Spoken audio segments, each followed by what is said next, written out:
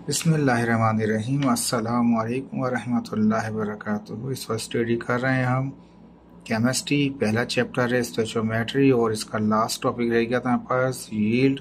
इसको स्टडी करेंगे और उसकी कुछ एग्जाम्पल्स हैं न्यूमेरिकल, वो भी देखेंगे, कुछ असेसमेंट है वो भी चेक करेंगे। ठीक है, तो लास्ट टॉपिक रह गया आपका। और हम स्टोइचोमेट्री स्टडी कर रहे हैं जिसमें फॉरवर्ड डायरेक्शन जाते हैं, रिवर्स नहीं आते हैं, इरिवर्सिबल डायरेक्शन नहीं आते, रिवर्सिबल रिएक्शन नहीं होते, ये इरिवर्सिबल रिएक्शन होते हैं ये। तो अब इसको स्टडी करेंगे यहाँ पे यील्ड को, तो इसलिए इसको तवज्जो के साथ समझने की कोशिश कीजिएगा। कहता है क्वेश्चन, लास्ट क्वेश्चन है, डिफाइन यील्ड, या दूसरे अल्फाज में ये भी कह सकता है कि आप रिएक्शन यील्ड बताइए। अगर रिएक्शन यील्ड भी बोले तब भी यील्ड ही कहलाएगा। There type, theoretical yield, actual yield, percent yield, why the practical yield is often less than theoretical yield. कहता है कि ये यील्ड क्या चीज़ है, रिएक्शन यील्ड क्या है, या इसकी टाइप थ्योरेटिकल यील्ड या एक्चुअल यील्ड या परसेंट यील्ड क्या होती हैं। प्रैक्टिकल यील्ड जो होता है वो क्यों कम होता है थ्योरेटिकल यील्ड के साथ, तो पहले समझेंगे कि यील्ड या रिएक्शन यील्ड क्या होता है। कहता है yield also called reaction yield. अगर आपसे यील्ड के बजाय रिएक्शन ऑफ यील्ड भी कहा जाए तब भी बात यही होगी, कोई अलग चीज़ नहीं है, ये सेम वही चीज़ है। यील्ड का मतलब होता है टू प्रोड्यूस समथिंग। अब हम केमिस्ट्री पढ़ रहे हैं तो केमिस्ट्री में क्या होगा, यील्ड का मतलब होगा quantity of product produce in a chemical reaction. किसी भी केमिकल रिएक्शन में जो राइट साइड पे, प्रोडक्ट साइड पे जो क्वांटिटी हमें प्रोड्यूस होगी उसे यील्ड कहा जाएगा हमारे पास। लेकिन हर क्वांटिटी के लिए नहीं कहते यील्ड, ये सिर्फ उन्हीं प्रोडक्ट को कहा जाता है जो लिमिटिंग रिएक्टेंट जिसमें होता है। दूसरे अल्फाज में ये कि लास्ट लेक्चर जो आपका डिलीवर किया था उसके अंदर लिमिटिंग रिएक्टेंट को डिफाइन किया गया था। ठीक है, तो जिसमें ऐसा रिएक्शन जो लिमिटिंग रिएक्टेंट वाला रिएक्शन होगा, जिसमें यानी कि एक रिएक्टेंट, यानी कि हम जैसे पढ़ते हैं इसी के एक ये एरो है, इसका एक लेफ्ट साइड एक राइट साइड है। लेफ्ट साइड वाला रिएक्टेंट होता है, राइट साइड वाला प्रोडक्ट होता है हमारे पास। ठीक है, तो हम इसमें स्टडी इस तरह से जब कर रहे होते हैं तो उसमें क्या होता है कि कुछ बच जाते हैं। सिंगल यहाँ पे सिंपल सिर्फ एक सिंगल टर्म है, ठीक है ना, तो दो टर्में होती हैं, उनमें से दोनों में से कोई एक तो कम्प्लीटली कंज्यूम हो जाती है और एक कम्प्लीटली कंज्यूम नहीं होती। लास्ट लेक्चर में मैंने यही समझाया था आपको। तो वो रिएक्शन जो होंगे उसमें जो प्रोडक्ट बन रही होगी राइट साइड के ऊपर, उसे कहा जाएगा यील्ड या रिएक्शन यील्ड कहेंगे उसको। ठीक है, तो कहता है कि ये दूसरे अल्फाज में ये समझ लीजिए कि जो प्रीवियस हमने लेक्चर अटेंड किया था लिमिटिंग रिएक्टेंट वाला, ये उसी की फर्दर एप्लीकेशन है, ये समझ लीजिए। कहता है the quantity of product produce in a chemical reaction. किसी भी केमिकल रिएक्शन में जो प्रोडक्ट आपको हासिल हुई है उसकी जो क्वांटिटी है, यानी कि उसका जो मास है, व्हेन रिएक्टेंट कंप्लीटली कंज्यूम। और रिएक्शन ऐसा है उसमें रिएक्टेंट कंप्लीटली कंज्यूम हो गया, मीन्स एक तो टर्म नहीं होगी रिएक्टेंट के अंदर, दो या दूसरा टर्म होंगी, तो उसमें से एक रिएक्टेंट जो है वो कंप्लीटली कंज्यूम हो जाए। और ऐसा प्रोसेस क्या होता है, वो स्टॉप भी लग जाता है उसमें। तो लिमिटिंग रिएक्टेंट वाला रिएक्शन होगा, लेकिन उसमें जो प्रोडक्ट को हम क्वांटिटी को मालूम करेंगे या प्रोडक्ट क्वांटिटी की स्टडी करेंगे उसे यील्ड कहा जाएगा, ये रिएक्शन यील्ड कहेगा। There are three type of yield या reaction yield, such as theoretical yield, actual yield, percent yield. ठीक है, जो बुक में सवाल था वो ये था कि theoretical yield, actual yield, percent yield को डिफाइन करें और बताएं कि प्रैक्टिकल यील्ड जो है वो क्यों कम होती है थ्योरेटिकल यील्ड के साथ। तो मैंने थोड़ा सा इजाफा कर दिया इसके अंदर कि अगर वो इस तरह से भी पूछ सकता है आपसे कि ये यील्ड किसे कहते हैं आप, तो ये यील्ड का आपको डेफिनेशन है। अब हम जो असल हमारा सवाल था वहां से चलेंगे, थ्योरेटिकल यील्ड क्या होता है। देखिए ये आसान से समझाएंगे तीनों को। थ्योरेटिकल यील्ड जो होता है इसमें क्या होता है कि एक साइड रिएक्टेंट होता है, एक साइड प्रोडक्ट होता है हमारे पास, लेकिन हम क्या करते हैं, ये केमिकल इक्वेशन होती है, ये सॉरी एक केमिकल इक्वेशन होती है।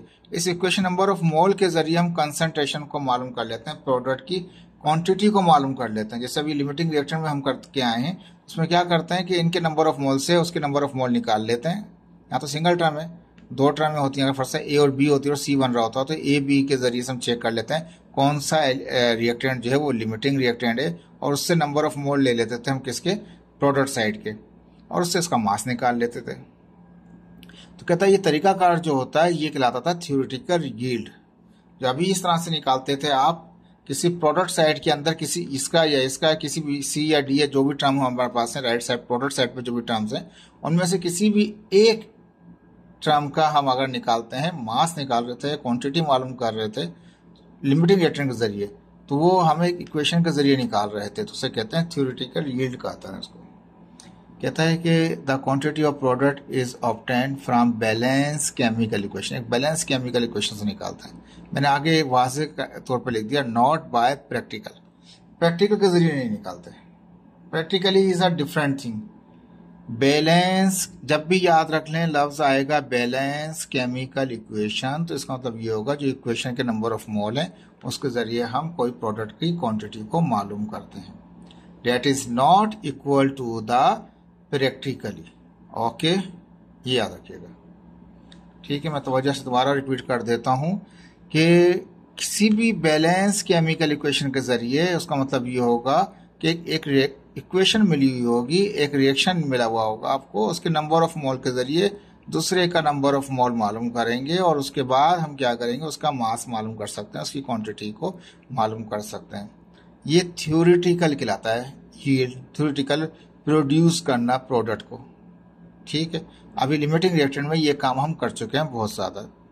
2-3 सवाल मैंने करवाए आपको, वो अब यहाँ पे भी कराएंगे, लेकिन आपको अंदाजा हो जाएगा इसका। इट इज नॉट प्रैक्टिकल, ये थ्योरेटिकल जो होता है वो प्रैक्टिकली नहीं होता, एक्चुअली एक्सपेरिमेंट नहीं होता। It is not the actual experiment. ठीक है, तो इसमें क्या करते हैं हम डायरेक्ट नंबर ऑफ मोल के जरिए मालूम कर लेते हैं। दूसरा अल्फाज ही समझ लें, लिमिटिंग रिएक्टेंट में जो हमने मालूम किया था प्रोडक्ट की क्वांटिटी को मालूम करने के लिए तरीकाकार, वो थ्योरेटिकल था। एक्चुअल क्या होता है, एक्चुअल बोलें या प्रैक्टिकल बोलें, बात एक ही। The quantity of product is obtained actually और प्रैक्टिकली। जिसको हम एक्चुअली तरीके से प्रोडक्ट की क्वांटिटी को मालूम करें या उसके प्रैक्टिकल तरीके से उसको मालूम करें, वो कहलाएगा एक्चुअल या प्रैक्टिकल यील्ड। ठीक है, अब जो सवाल था वहां पे कि थ्योरेटिकल यील्ड जो होता है वो ज्यादा होता है प्रैक्टिकल यील्ड के मुताबिक, मतलब यहाँ बताता है कि एक्चुअल यील्ड यानी कि प्रैक्टिकल यील्ड जो है इज ऑलवेज लेसर, ये हमेशा एक्चुअल यील्ड या प्रैक्टिकल यील्ड हमेशा क्या होता है, कम होता है देन थ्योरेटिकल यील्ड, कम होता है हमेशा। क्यों कम होता है? Because of some reactions are reversible and never go the completion. बहुत सारे रिएक्शन इस तरह से होते हैं जो रिवर्स भी चले जाते हैं, और या दूसरे अल्फाज में ये कह लें नेवर गो द कंप्लीशन, वो मुकम्मल ही नहीं होते, वो चलते रहते हैं फॉरवर्ड बैकवर्ड। ठीक है, ये स्टोइचियोमेट्री है, लेकिन यहाँ पे हम एक सिंपल समझाने की कोशिश कर रहे हैं कि एक एक्चुअल यील्ड और थ्योरेटिकल यील्ड में फर्क क्या है। एक्चुअल का मतलब ये है कि जो आप प्रैक्टिकल कर रहे हैं, और थ्योरेटिकल क्या है, वो फार्मूले से आप देख लेते हैं, केमिकल इक्वेशन से देख लेते हैं आप सिर्फ। केमिकल इक्वेशन तो बाजार नजर आ रहा है कि इट इज कंप्लीट, बट अगर वो हो सकता है कि वो रिवर्स भी चला जाए या पूरा कंप्लीट ना हो सके, तो वो भी एक वजह होती है, जिसकी वजह से क्या होता है हमारे पास एक्चुअल जो प्रैक्टिकल में क्वांटिटी आती है वो कम होती है, थ्योरेटिकल में जो होती है वो ज्यादा होती है। Extraction of 100% product from the reactant is practically very impossible. 100% product बना लें आप किसी भी रिएक्शन के अंदर प्रैक्टिकल तौर पे, यानी प्रैक्टिकली एक्चुअली, यानी कि इट इज इम्पॉसिबल, ये हमारे लिए पॉसिबल ही नहीं है भाई कि हम 100% प्रोडक्ट को हासिल कर लें। क्यों? Because of loss of amount of product, बहुत सारा अमाउंट ऑफ प्रोडक्ट का क्या वो ज़ाया हो जाता है due to the physical processing like distillation के जरिए, फिल्ट्रेशन के जरिए, क्रिस्टलाइजेशन के जरिए, वॉशिंग के जरिए एक्सेट्रा। बहुत सारे प्रोसेस हैं हमारे पास, उसमें क्या होता है प्रैक्टिकली 100% प्रोडक्ट को हासिल आप नहीं कर सकते। यील्ड का मतलब प्रोडक्ट, 100% प्रोडक्ट आप हासिल कर ही नहीं सकते, इम्पॉसिबल है प्रैक्टिकली। थ्योरेटिकली तो आप फार्मूले से कह देंगे जी इतने मोल थे, इतने आ गए, इतना मास था, इतना हो गया। थ्योरेटिकल तो आप कह सकते हैं, प्रैक्टिकली 100% नहीं हो सकता, उसमें लॉस हो जाएगा, प्रोसेसिंग लॉस हो जाएगा आपके पास। इम्प्योरिटीज इन द रिएक्टेंट में इम्प्योरिटीज भी हो सकती है। अब थ्योरेटिकल में तो फार्मूले से आपने अंदाजा लगा लिया कि इतना इतना आ जाएगा, लेकिन उसमें इम्प्योरिटीज होंगी तो वो भी क्या होगा, प्रोडक्ट आपके पास 100% नहीं आएगी। साइड रिएक्शन और फॉर्मेशन ऑफ अदर प्रोडक्ट, यानी कि साइड रिएक्शन का मतलब ये कि हमने तो सोचा था कि यही बनेगा, लेकिन हो सकता है उसके अलावा फर्दर चीज भी कोई बन गई, तो उसकी वजह से भी क्या होगा, थ्योरेटिकल यील्ड ज्यादा होता है हमेशा एक्चुअल यील्ड के मुताबिक। लास्ट, एक्सपेरिमेंटल और ह्यूमन एरर। एक्सपेरिमेंट करते वक्त भी एरर हो सकता है, यानी कि इक्विपमेंट का भी एरर हो सकता है, और ह्यूमन एरर भी हो सकता है। एक एक्सपेरिमेंटर जो बंदा है उसकी वजह से भी गलती हो सकती है। ठीक है, तो ये भी 5 आपके पास फैक्ट थे जिनकी वजह से क्या होता है, एक्चुअल यील्ड जो होती है वो कम होती है किसके मुकाबले में, थ्योरेटिकल यील्ड मुकाबले में। ये देखें इसका सवाल का जवाब आपका आ गया उसका, ठीक है ना, जो उसमें लिखा था एक्स्ट्रा पार्ट था उसका। अब लास्ट इसका तीसरा हिस्सा था परसेंटेज यील्ड। परसेंटेज का मतलब क्या है, हम क्या करेंगे, प्रैक्टिकल यील्ड को डिवाइड कर देंगे थ्योरेटिकल यील्ड के साथ। परसेंटेज क्या, वो रेशो है, रेशो मतलब डिवाइड करेंगे एक को दूसरे के साथ, किसको, प्रैक्टिकल यील्ड को डिवाइड कर देंगे किसके साथ, थ्योरेटिकल यील्ड के साथ। वो कहलाता है परसेंट यील्ड कहलाता है। और दूसरे फाज में it is efficiency of the chemical process. इसको परसेंटेज का दूसरा नाम हम ये भी कह सकते हैं efficiency of the chemical process. Chemical process की इफिशियंसी को परसेंट यील्ड भी कहा जाता है। परसेंटेज से मल्टीप्लाई बाय 100 भी कर देंगे। लेकिन होपफुल आपको समझ में आया होगा यील्ड के बारे के अंदर कि यील्ड किस तरह से हमारे पास है, थ्योरेटिकल यील्ड कौन सी होती है, प्रैक्टिकल यील्ड कौन सी होती है आपके पास, और परसेंट यील्ड कौन सी होती है। ठीक है, थ्योरेटिकल यील्ड दोबारा रिकॉल कर देता हूँ। थ्योरेटिकल यील्ड क्या होता है, वो केमिकल बैलेंस इक्वेशन के जरिए आप निकाल लेते हैं, फार्मूलाज के जरिए निकाल लेते हैं। प्रैक्टिकल में क्या करते हैं, प्रैक्टिकल में फार्मूले की वजह से नहीं निकालते, आप उसको परफॉर्म कर रहे होते हैं। तो बाज़ वो रिएक्शन इरिवर्सिबली भी हो जाता है या बाज़ कंप्लीट भी नहीं होता, इसलिए भी उसका जो प्रैक्टिकल यील्ड होती है वो कम आ जाती है किसके मुकाबले में, थ्योरेटिकल में। और 100% तो कभी भी नहीं मिलता, प्रैक्टिकल के अंदर लॉसेस भी हो जाते हैं हमारे पास, प्रोसेसिंग लॉस भी होते हैं हमारे पास, डिस्टिलेशन में, फिल्ट्रेशन में, क्रिस्टलेशन में, वॉशिंग में, एक्सेट्रा में भी। बाज़ का रिएक्टेंट के अंदर इम्प्योरिटीज भी होती हैं, बाज़ का जब उसको बना रहे होते हैं, इसको रिएक्ट कर रहे होते हैं, साइड प्रोडक्ट्स भी आ जाती हैं, कुछ और भी अलग से साथ में मिलकर निकल आता है, अदर प्रोडक्ट भी मिल जाती हैं। बाज़ का ह्यूमन एरर की वजह से, इक्विपमेंट एरर की वजह से भी, या जो स्किल्स की वजह से भी एरर आ जाते हैं। तो उनकी वजह से भी क्या होता है, जो प्रैक्टिकल यील्ड होता है हमेशा वो कम हो जाता है किस मुकाबले में, हमारे पास थ्योरेटिकल यील्ड के मुकाबले में। देखिए पूरा सवाल हो गया आपका, ये जो क्या कहते हैं दिया हुआ था, थोड़ा सा इजाफा किया हुआ था मैंने, इसलिए इसको याद कर लीजिएगा, ये होपफुल आपको ईजी लगेगा। अब इसके 3 हमारे पास क्या कहते हैं, इसके हमारे पास क्या है, हमारे पास एग्जाम्पल्स हैं और एक असाइनमेंट भी है, सबको सॉल्व करेंगे। तो एग्जाम्पल नंबर 1.17 हमारे पास, the reaction of the calcium carbonate, calcium को Ca कहते हैं, कार्बोनेट को CO3 कहते हैं, ठीक है, with hydrochloric acid is given है। कहता है एक रिएक्शन है हमारे पास कैल्शियम कार्बोनेट का, किसका, हाइड्रोक्लोरिक एसिड के साथ। तो कैल्शियम क्लोराइड बन गया, कार्बन डाइऑक्साइड बन गया और वाटर लिक्विड बन गया, ठीक है। तो प्रोडक्ट्स आ गए बहुत सारी। अब ये तो सिंपल दिया, अब क्या कहना चाहता है जरा उसको देखेंगे। इफ ड्यूरिंग एन एक्सपेरिमेंट, जब हम परफॉर्म कर रहे थे कोई एक्सपेरिमेंट, तो 50 gram of calcium is react, यानी कहने का मकसद ये है कि 50 ग्राम कैल्शियम कार्बोनेट था, 50 gram of calcium carbonate react with excess of hydrochloric acid. देखें क्लियर कर दिया। अभी तक लिमिटिंग रिएक्शन में हम क्या कर रहे थे, हमें मालूम करना पड़ रहा था कि कौन सा जो एलिमेंट हो, कौन सा कंपाउंड जो है, जैसे यहाँ पर रिएक्शन में 2 हैं, कौन सा कंपाउंड हमारे पास लिमिटिंग रिएक्टेंट है, कौन सा एक्सीज है उसमें लिमिटिंग रिएक्टेंट के अंदर। लेकिन यहाँ पे ऐसा नहीं कर रहे हम, ठीक है। ये 2 हमारे पास एक कंपाउंड कैल्शियम कार्बोनेट है, एक HCl है, हाइड्रोक्लोरिक एसिड है। कह रहा है ये तो इसका आपको मास दे रहे हैं 50 ग्राम, जो ये रिएक्ट कर रहा है किससे, with excess of hydrochloric acid, यानी कि ये एक्सीज रिएक्टेंट है। जो एक्सीज रिएक्टेंट होता है उसको हम इस्तेमाल नहीं करेंगे, HCl का कोई रोल ही नहीं है। अब जो कुछ भी निकलेगा कैल्शियम से निकलेगा, डायरेक्ट निकालेंगे प्रोडक्ट। देखें लिमिटिंग रिएक्टेंट में दोबारा रिकॉल कर रहा हूँ, लिमिटिंग रिएक्टेंट के अंदर एक्सिस भी चेक करना पड़ता था, कौन सा लिमिटिंग रिएक्टेंट है, कौन सा एक्सिस रिएक्टेंट है। इसके अंदर पहले ही बता दिया आपको, ये एक्सिस क्या है आपके पास, रिएक्टेंट है। इस HCl लिखा हुआ है ना, एक्सिस ऑफ हाइड्रोक्लोरिक एसिड, ये एक्सिस HCl है, इसको यूज नहीं करेंगे, रिएक्शन का हिस्सा है, लेकिन क्या है कि ये लिमिटिंग रिएक्टेंट से ही निकालेंगे जो कुछ भी निकालना, ठीक है। 50 ग्राम आपको ये दे रहा है, 14.52 gram of carbon dioxide gas is liberated. देखें यहाँ पे आ गया, बाज़ का इसमें एरो भी बना देते हैं, यानी कि वो अप चला गया, लिबरेट हो गया।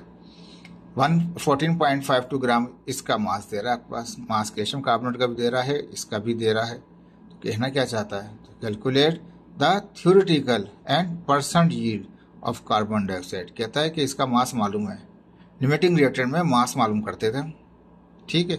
लेकिन जब यील्ड के सवाल आते हैं तो उसमें या तो थ्योरेटिकल यील्ड मालूम करेगा या परसेंट यील्ड मालूम करेगा ऑफ कार्बन डाइऑक्साइड। कहता है ये कार्बन डाइऑक्साइड जिसका मास हमें पता है ये इतना है, अब बताइए कि इसकी थ्योरेटिकल यील्ड क्या होगी, यानी कि रिएक्शन के जरिए बताइए इसकी थ्योरेटिकल यील्ड क्या निकलेगी, और परसेंट यील्ड भी बताइए इसकी क्या होगी। अब ये जो मास दे रहा है इसका, इसका जो मास दे रखा है, तो ये क्या है, ये इसका प्रैक्टिकल हमारे पास क्या कहते हैं, यील्ड है। देखो मैं दोबारा इसी को रिएक्शन को लेकर चलता हूँ। 50 ग्राम क्या है हमारे पास मास था किसका, कैल्शियम कार्बोनेट का। तो मैं लिख दिया mass of calcium carbonate CaCO3 50 ग्राम। अब मैंने यहाँ पे थोड़ा सा अपना इजाफा कर दिया, मैंने लिख दिया क्योंकि मुझे पता चल चुका था ऊपर कि ये जो HCl ये एक्सीज है ऑफ हाइड्रोक्स, तो इसको यूज में नहीं करूंगा, तो ये हमारा लिमिटिंग है। तो ये क्या है, इसको मैंने आगे लिख दिया लिमिटिंग रिएक्टेंट। उसने बोला नहीं था लेकिन मैंने इसके ही वर्डों से अंदाजा लगा लिया कि ये एक्सिस ऑफ HCl है, तो इसका कोई रोल नहीं होगा, यही आपका लिमिटिंग रिएक्टेंट है। ठीक है जी। अब कहता है actual yield of carbon dioxide, या एक्चुअल बोले या प्रैक्टिकल यील्ड बोले। मैंने बोला ना कि जो मास है, यील्ड का मतलब है प्रोड्यूस क्वांटिटी प्रोडक्ट के अंदर, तो वो मास में लेते हैं हम। तो कार्बन डाइऑक्साइड जो है वो उसका जो मास है, mass of the carbon dioxide बोले या actual yield of carbon dioxide बोले, बात एक ही होगी। तो ये मास क्या रहेगा, ये जो 50 ग्राम या ये तो दे रहा है हमारे पास 14.52, ये प्रैक्टिकल क्वांटिटी है। ठीक है जी। तो ये क्या है, ये जो हमारे पास यील्ड आया है ये प्रैक्टिकल यील्ड है। कौन सा वाला, 14.52 ग्राम। तो 14.52 ग्राम प्रैक्टिकल यील्ड है या एक्चुअल यील्ड है, दोनों की क्वेश्चन OR करके लिख दिया। अगर एक्चुअल के हैं तब भी बात यही है, प्रैक्टिकल यील्ड के तब भी बात यही है। तो 50 ग्राम मास दे रखा था कैल्शियम कार्बोनेट का और 14.52 ग्राम आपके पास प्रैक्टिकल यील्ड दे रखी थी। ठीक है जी। अब कैल्शियम कार्बोनेट जब भी मास दिया तो मोलार मास निकाल लेंगे। Molar mass of calcium carbonate, calcium के 40, कार्बन का 12, ऑक्सीजन के कितना 16 होता है, लेकिन कितने 3 है, 3 बार आ जाएगा। सबको इसको मल्टीप्लाई करें, बाकी सबको प्लस कर लें, कितना जाएगा 100 ग्राम पर मोल आ जाएगा। ठीक है जी। जब ये निकाल लिया आपने तो अब आपको निकालना पड़ेगा मोलार मास किसका, कार्बन डाइऑक्साइड का। तो मोलार मास कार्बन डाइऑक्साइड कितना, कार्बन का 12 होता है, ऑक्सीजन का 16 होता है, लेकिन 2 हैं तो बाहर 2 हो गया। फिर मल्टीप्लाई करें, प्लस कर लें, कितना हो जाएगा 44 ग्राम पर मोल हो जाएगा। देखिए इनके मासेस गिवन थे, हमने इनके मोलार मास भी निकाल लिए। करना क्या था, उसने कहा थ्योरेटिकल यील्ड मालूम कीजिए। प्रैक्टिकल तो दे रखी है उसने आपको। ठीक है, अगर इसको प्रैक्टिकल यील्ड भी अगर यहाँ लिख देता ब्रैकेट करके, मैं प्रैक्टिकल यील्ड यहाँ लिखता मास ऑफ कार्बन डाइऑक्साइड, तब भी बात सही थी, लेकिन सवाल जैसा था मैंने ऐसे ही चला लिया इसको। ठीक है, तो थ्योरेटिकल यील्ड बताइए कार्बन डाइऑक्साइड की क्या होगी, परसेंटेज यील्ड बताइए कार्बन डाइऑक्साइड की। ठीक है, अब मास वास नहीं मालूम करना, मास का मतलब जो दिया हुआ मास है, जो मास दे रखा है उसने कार्बन डाइऑक्साइड का, ये एक्चुअल या प्रैक्टिकल यील्ड है। अब थ्योरेटिकल यील्ड मालूम करना है किसका, तो थ्योरेटिकल यील्ड किसका, कार्बन डाइऑक्साइड का मालूम करना है। तो उसके लिए कहता है for theoretical yield of carbon dioxide, मैंने आगे ब्रैकेट में लिख दिया मास of carbon dioxide by balance equation. किसके जरिए निकालेंगे, थ्योरेटिकल यील्ड का मतलब ये होता है कि आप ये जो इक्वेशन मिली होती है, इस इक्वेशन के जरिए मास निकाल रहे होते हैं आप। ठीक है, जो इक्वेशन के जरिए मास निकालते हैं वो थ्योरेटिकल कहलाता है आपके पास। ठीक है, और यहाँ तो वर्ड क्या था ना, in if during an experiment, तो ये तो एक्सपेरिमेंटल तरीके से आई थी ये जो मास आया था। कार्बन डाइऑक्साइड का जो मास पहले आया हुआ है, तो लिखा हुआ है ना उसने यहाँ पे कि एक्सपेरिमेंट के दौरान, तो ये मास जो है 50 ग्राम ये एक्सपेरिमेंटल मास है इसका, और ये 14.52 ग्राम ये एक्सपेरिमेंटल मास है किसका, कार्बन डाइऑक्साइड का। खुद लिखा हुआ है इसने यहाँ पे एन एक्सपेरिमेंट, तो ये एक्सपेरिमेंटल था, तो एक्सपेरिमेंटल को हम एक्चुअल भी कहते हैं और एक्सपेरिमेंटल भी कहते हैं। अब इसका ही मास, थ्योरेटिकल मास का मतलब ये है कि इक्वेशन के जरिए आप निकालें। ठीक है, तो मैं दोनों अल्फाज में लिख दिया for theoretical yield of carbon dioxide, या दूसरे अल्फाज में इसको कहते हैं कि mass of carbon dioxide yield produce quantity means mass. तो कार्बन डाइऑक्साइड का मास मालूम करना है बाय बैलेंस इक्वेशन, जो ऊपर इक्वेशन के जरिए। तो क्या करेंगे, सब जब हमें जैसे कि लिमिटिंग रिएक्टर में मास निकालते थे, तो क्या करेंगे, यहाँ पे हम इसके नंबर ऑफ मोल लेंगे, उसके नंबर ऑफ मोल से इसके मोल निकाल लेंगे। अब इसका तो चक्कर ही खत्म हो गया ना कि दो का निकालें मोल, अब एक ही का मोल निकालेंगे इसके नंबर ऑफ मोल, HCl का नहीं निकालेंगे क्योंकि वो डिसाइड हो चुका है। Number of mole of calcium carbonate क्या होगा, mass of calcium carbonate divide by molar mass of calcium carbonate. Number of मालूम करने आपको, मास कैल्शियम कार्बोनेट का कितना दे रखा था प्रैक्टिकली, उसने कहा प्रैक्टिकली वो 50 ग्राम इस्तेमाल कर रहे थे उसका। ठीक है जी, और उसका मॉलिक्यूलर मास हमने कितना निकाला था, वो जो मोलार मास था वो 100 था हमारे पास। 50 को आप डिवाइड करो 100 से, कितना आएगा 0.5 मोल आ गया। ठीक है, अब दूसरा मोल हमें निकालने की जरूरत नहीं है, लिमिटिंग रिएक्टर में हम दूसरे मोल भी निकालते थे इसके भी, फिर चेक करते थे किसके कम मोल आ रहे हैं प्रोड्यूस करते वक्त।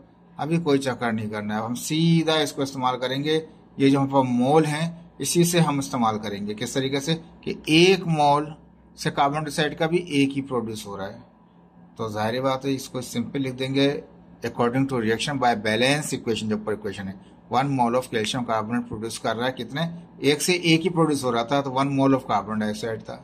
तो ये कितने मोल थे, 0.5, 1 तो पहले बना हुआ है, तो 0.5 से यहाँ कर दो 0.5 से, कार्बन डाइऑक्साइड के मोल कितने आ गए, वो भी 0.5 आ गए। अब सवाल के मुताबिक कि according to question theoretical yield of carbon dioxide मैंने लिख दिया, वो बराबर होता है किसके, mass of carbon dioxide by balance equation. अगर मैं ये कहूँ थ्योरेटिकल यील्ड बोलूँ या mass of carbon dioxide by balance equation, तो बात इक्वल होगी, बात में कोई फर्क नहीं होगा। ठीक है जी। अब क्या करेंगे, number of mole of carbon dioxide में निकाल चुके हैं यहाँ से, तो नंबर ऑफ मोल वही इस्तेमाल कर लेंगे, फॉर्मूला में वही लगा दिया, मोल वाला, मास अपन मोलार मास। ठीक है, तो मास मालूम करना है, इसका जो मास है वही थ्योरेटिकल यील्ड कहलाएगा हमारे पास। तो ये मोलार मास कार्बन डाइऑक्साइड कितना था, 44 निकाला था, अभी ऊपर निकाला था अपने कार्बन के 12, उसके 16 दूनी 32 और वो 44। ठीक है, इसका मॉलिक्यूलर मास पहले निकाल चुके हैं 44, ये 44 डिवाइड कर जाएगा, मल्टीप्लाई करेगा, मल्टीप्लाई करेंगे तो कितना 22 ग्राम आ जाएगा। अब वही बात जो अभी पहले बताइए आपको, थ्योरेटिकल यील्ड बोले तो theoretical yield of carbon dioxide बोले या मास ऑफ ये, तो उसकी जगह पे हमने ये बोल दिया, ये मास तो वही रहा इसका। ठीक है, पहला पार्ट आपका इसका ही सॉल्व हो गया। और दूसरे पार्ट में कहा था परसेंटेज मालूम कीजिए, percentage yield of carbon dioxide. ये तो आसान फार्मूला है, इसमें परसेंटेज कैसे निकालते हैं, practical yield of carbon dioxide divide by theoretical yield of carbon dioxide multiply by 100 कर दें। अब प्रैक्टिकल यील्ड का मतलब ये कि प्रैक्टिकली कितना इस्तेमाल किया था, तो सवाल में पहले ही कह रखा था आपको कि वो कितना है, carbon dioxide 14.52 gram of carbon dioxide liberate हो गई। तो ये हमने थ्योरेटिकल यील्ड कहा था, प्रैक्टिकल यील्ड कहा था इसको हमने 14.52। अब 14.52 जो हमारे पास है वो प्रैक्टिकल है, 14.52 वो ऊपर आ। थ्योरेटिकल यील्ड कितनी निकाली हमने, 22 निकाली, थोड़ी देर पहले निकाला था थ्योरेटिकल यील्ड, डिवाइड कर 100 कर दें, ये आ जाएगा इसका परसेंटेज। एक ही इसका प्रॉब्लम था और एक इसका है सेल्फ असेसमेंट। ठीक है, दोबारा इसको आगे करते हैं सवाल को। Under high pressure magnesium react with oxygen, आम हालात में वो रिएक्ट नहीं कर रहे थे oxygen magnesium, under high pressure, बहुत हाई प्रेशर के साथ उसको रिएक्ट कराया टू फॉर्म मैग्नीशियम ऑक्साइड, क्या बनाया, मैग्नीशियम का ऑक्साइड बन गया, MgO बन गया। ठीक है, तो अब ये रिएक्शन खुद दे रखा है, यहाँ तक सवाल है आपका। तो टू मोल स्मॉल स्क्वायर थे, 1 मोल इसका स्मॉल होता, क्या बन रहा था, 2 मोल ऑफ मैग्नीशियम ऑक्साइड का। इफ, ठीक है, ये तो रिएक्शन था, इफ 4 ग्राम ऑफ मैग्नीशियम कितने, 4 ग्राम मास दे दिया, with axes of O2, oxygen क्या है, वो एक्सीज है, एक्सीज का मतलब ये एक्सीज रिएक्टेंट है, तो ये हमारा लिमिटिंग रिएक्टेंट है। ठीक है, दो ही होता है ना, ये हमारा एक्सीज है तो ये लिमिटिंग है, इसी से निकालेंगे हम इसको। तो कहता है कि ये तो एक्सीज है, विथ एक्सीज ऑफ O2 जो है वो एक्सीज क्वांटिटी है to produce 4.424 gram of magnesium oxide. इसकी मैग्नीशियम ऑक्साइड की कितनी क्वांटिटी दे रहा है, 4.24 ग्राम दे रहा है। तो साहब अभी जो दे रहा है प्रैक्टिकल में दे रहा है, तो ये क्या कहलाएगा, प्रैक्टिकल यील्ड कहलाएगा इसकी। ठीक है, calculate the percentage yield of magnesium oxide, percentage मालूम करेंगे, परसेंटेज आपको दे रहा है, प्रैक्टिकल यील्ड दे रहा है, एक प्रैक्टिकली दे रहा है ना चीज, ग्राम्स में क्वांटिटी, प्रैक्टिकल यील्ड आपको दे रहा है, पर्सन मालूम कर रहा है। तो भाई परसेंटेज निकालने के लिए तो प्रैक्टिकल यील्ड के साथ साथ थ्योरेटिकल यील्ड भी चाहिए होता है। इसका मतलब ये कि थ्योरेटिकल यील्ड निकलेगा तो ही निकालेंगे आप परसेंटेज। ठीक है जी, ये तो एक्सिस था, इसका तो कोई रोल ही नहीं है, ऑक्सीजन का कोई रोल नहीं होगा सॉल्विंग के अंदर, वैसे रोल है रिएक्शन में, लेकिन सॉल्विंग में कोई रोल नहीं होगा। मैग्नीशियम, ठीक है, अब मैग्नीशियम का कितना दे रहा था हमारे पास, ये 4 ग्राम, तो मास ऑफ मैग्नीशियम 4 ग्राम, मैंने आगे लिख दिया ब्रैकेट करके, लिमिटिंग क्योंकि वो तो एक्सीज हो गया, और 2 को तो बोल दिया कि क्या है, with react magnesium react with excess of O2, तो O2 तो अलग हो गया, उसको इस्तेमाल नहीं करेंगे कैलकुलेशन में। मैग्नीशियम का मास कितना था हमारे पास, वो 4 ग्राम था, तो लिमिटिंग रिएक्टेंट निकला है मैग्नीशियम।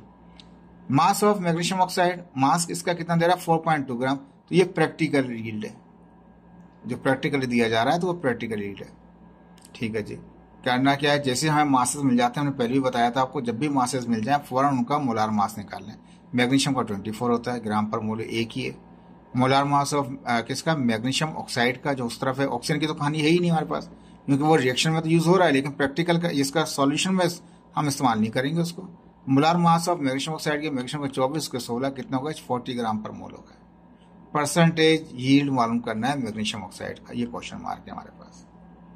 तो हम परसेंटेज जब तक मालूम नहीं कर सकता तब तक हमारे पास थ्योरेटिकल यील्ड ना हो, क्योंकि प्रैक्टिकल तो है आपके पास गिवन, जो एक्सपेरिमेंट के अंदर मास दे रखा है उसका वो प्रैक्टिकल है आपका। हमें थ्योरेटिकल चाहिए, थ्योरेटिकल निकालते हैं रिएक्शन के जरिए, chemical balance equation. According to condition first find the theoretical yield of the magnesium oxide. सबसे पहले हम मैग्नीशियम ऑक्साइड का थ्योरेटिकल यील्ड निकालेंगे। तो थ्योरेटिकल तो पुराना तरीका जो लिमिटिंग रिएक्टर में निकाला था हमने, ठीक है ना, ऑक्सीजन का कोई रोल नहीं है, सीधा डायरेक्ट मैग्नीशियम से निकालेंगे। नंबर ऑफ, अब यहाँ पे ऊपर चलते हैं, ठीक है, यहाँ पे क्या है, यहाँ पे मैग्नीशियम है तो जो उसकी 4 ग्राम दे रखे, नंबर ऑफ मोल निकाल लेंगे मैग्नीशियम के। Number of mole of magnesium कितना, mass of magnesium divide by molar mass of magnesium. इसके 4 दे रखे थे, 4 रख दिया। इसका मोलार मास हमने देखा वो हमने रख रखा था, मैग्नीशियम का सिंगल था, एक ही 24 था, डिवाइड किया तो 0.166 आ गया। अब यही मोल जो है, पहले इसको रिएक्शन से चलेंगे किस तरह से कि 2 मोल से कितने परसेंट, 2 हो रहे हैं, तो 1 से कितना होगा, 2/2 हो जाएगा। फिर इसी ये जो मोल अभी निकाले हैं मैग्नीशियम के, इसको दोनों तरफ मल्टीप्लाई कर देंगे according to reaction by balance equation पर इक्वेशन। 2 मोल जो थे मैग्नीशियम से, 2 मोल ही पैदा हो रहे थे, प्रोड्यूस हो रहे थे मैग्नीशियम ऑक्साइड के, ठीक है जी। तो 2 है तो 1 रहने दें, तो 2 मल्टीप्लाई कर रहा है, वहाँ 2 डिवाइड कर देगा, इसको 1 रह जाएगा, वहाँ पे 1 रह गया। तो जो भी आए हैं ये जो मोल आए ना हमारे पास, किसके मोल आए, ये मैग्नीशियम, ठीक है, ये हमने मैग्नीशियम के जो मोल थे, इससे कितने मोल उसके पैदा होंगे, तो 0.166 को यहाँ मल्टीप्लाई करेंगे 1 से, तो मैग्नीशियम कितने होंगे, 0.116 मोल से कितने प्रोड्यूस होंगे, 2/2 तो पहले ही था, ये यहाँ मल्टीप्लाई किया, इसको यहाँ मल्टीप्लाई कर देने की, जो नंबर ऑफ मोल था उनको यहाँ मल्टीप्लाई किया और वहाँ भी कर दिया, उसे 2 कट गया तो 0.166 आ गया। सेम आ गया, लेकिन जरूरी नहीं है कि सेम आए। अब मोल मिल गए आपको, तो अब आपको पता है, मैंने पहले ही बताया था आपको, according to this condition theoretical yield of magnesium oxide, जिसका मैग्नीशियम का हमें थ्योरेटिकल यील्ड मालूम करना है, ये जो हमारे पास यहाँ पे मैग्नीशियम ऑक्साइड का थ्योरेटिकल यील्ड जो मालूम करना है, उसका मतलब ये है कि mass of magnesium oxide bye balance equation के जरिए, और यानी कि नंबर ऑफ मोल को इस्तेमाल करते हुए। तो अब नंबर ऑफ मोल का, इसका मास का मतलब ये, नंबर ऑफ मोल बराबर होते हैं मास अपॉन मोलार मास के। मैग्नीशियम है तो मैग्नीशियम आ गया तीनों जगह पे। ये number of mole magnesium oxide के अपने निकाल रखे, तो वो 0.166 था। मास मालूम करना है आपको, और मोलार मास कितना है उसका, वो 40 था, ऊपर निकाला था आपने, 24 + 16 40 आया था, 40 रख लिया, 40 डिवाइड कर मल्टीप्लाई करेगा आपके पास, तो ये मल्टीप्लाई होकर 6.64 आ गया ग्राम। मास ऑफ मैग्नीशियम ऑक्साइड है कब, बैलेंस केमिकल इक्वेशन के अंदर, प्रैक्टिकली नहीं, प्रैक्टिकल वाला तो अलग दिया हुआ है आपको। तो ये जो मास ऑफ मैग्नीशियम ऑक्साइड होता है, जो आप इस तरह से बैलेंस के इक्वेशन से निकालते हैं, उसे कहते हैं theoretical yield of magnesium oxide, वो 6.64 है हमारे पास, ठीक है। अब सवाल आसान था आपके पास, according to question percentage yield of magnesium oxide, थोड़ा सा जल्दी लिखने में वो थोड़ा हिल गया था। Percentage yield of magnesium oxide बराबर होता है percentage yield of magnesium oxide divide by theoretical yield of magnesium oxide multiply by 100, ठीक है। परसेंटेज जो आपको मालूम करनी होती है, उसमें प्रैक्टिकल आपको पहले दिया हुआ था 4.24। देखें, मैं दोबारा दिखा देता हूँ आपको, सवाल के अंदर ये दे रखा था यहाँ पे 4.24 ग्राम ऑफ मैग्नीशियम ऑक्साइड, ये आपके पास था प्रैक्टिकल, लिख रखा था डेटा में भी हमने 4.24 ग्राम, और अभी निकाला 6.64, जो प्रैक्टिकल यील्ड था, मल्टीप्लाई 100 कर दिया, डिवाइड करें, मल्टीप्लाई 100 करें, 63.84। देखिए ये आपका टॉपिक था, ये खत्म हो गया। जितने भी प्रॉब्लम्स हैं इनकी प्रैक्टिस कीजिए, अच्छी तरह से प्रैक्टिस कीजिए, ताकि आपको ये ईजी लगे, और इसकी टाइमिंग ज़रा तेज़ कीजिएगा राइटिंग की, ताकि आपको ये सॉल्यूशन जल्द से जल्द और क्विकली आप कर सकें, क्योंकि आगे जाके अभी जो उसके MCQs कराऊंगा आपको, और न्यूमेरिकल कराऊंगा, थ्योरी सारी हो चुकी है आपकी, तो MCQs और न्यूमेरिकल जो मैं आपको कराऊंगा, तो याद रखिए उसके अंदर प्रॉब्लम ज़्यादा हैं, और आपके लग रहा है कि ज़्यादा प्रॉब्लम्स ही आएंगे, फिजिक्स में भी बहुत प्रॉब्लम है और यहाँ पर भी, तो डे का काम डे में ही ख़त्म कर लीजिए ताकि आपको परेशानी नहीं हो। Okay, thank you so much, अल्लाह हाफिज़।